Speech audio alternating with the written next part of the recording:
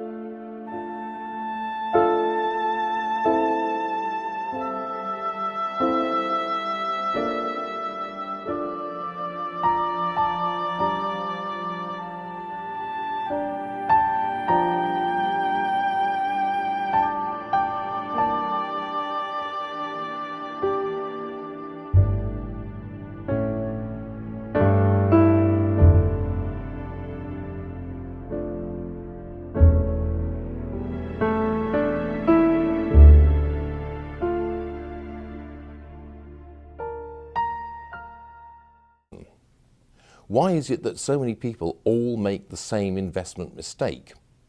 The obvious explanation is that there's a failure in the signalling mechanism of the market economy, which in this case particularly means the monetary system.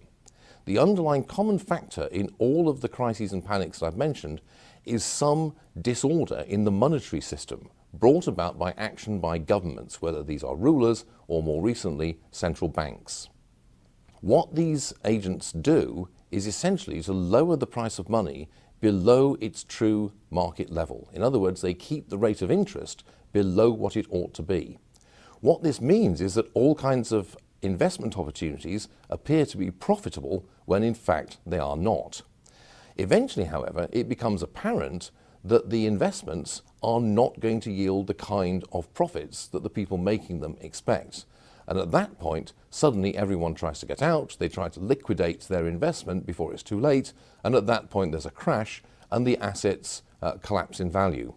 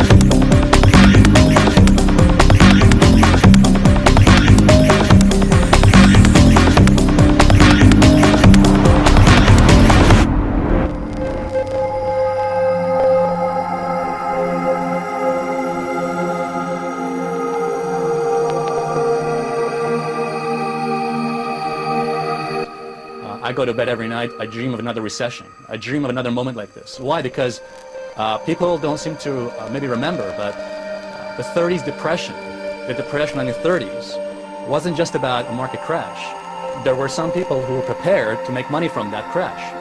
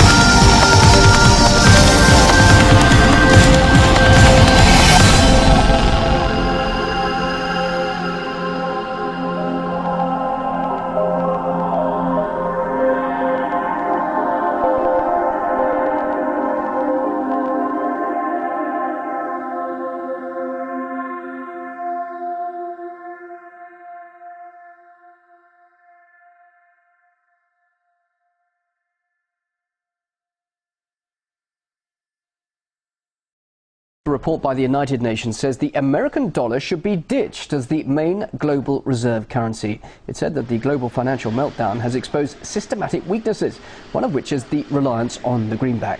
It also found that developing countries have been hit by the dollar's loss of value in recent years. A number of states, including Russia and China, have repeatedly called for a new reserve currency system. The UN has now suggested using a basket of currencies for this purpose. London-based markets strategist Nick Parsons believes it's only a matter of months before the dollar will start to go down. It's not going to change overnight, but we have seen it's been chipped away inexorably over the course of the last 2 decades. For the last 25 years, the dollar has been losing value.